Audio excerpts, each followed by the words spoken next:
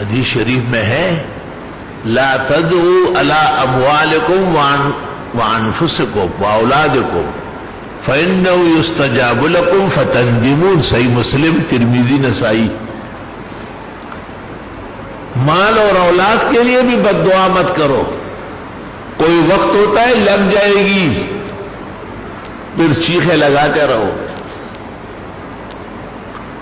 علماء نے عجیب بات لکھی ہے کہ دعائے خیر کے لیے تو ماحول چاہیے، طبیعت چاہیے، کیفیت چاہیے، باوضو ہو، قبلہ رخ ہو، عبادت کر چکا ہو، لیکن بد دعا کے لیے وہ تو جراثیم ہے، خود بخود لگ جاتے ہیں اور بڑھ جاتے ہیں۔ یہ ہمارے پختونوں کے ہاں بچوں کے حادثات بہت ہیں، کیونکہ ہماری پختون عورتوں کی زبان جو ہے نا کنٹرول میں نہیں ہے۔ بھائی رکشی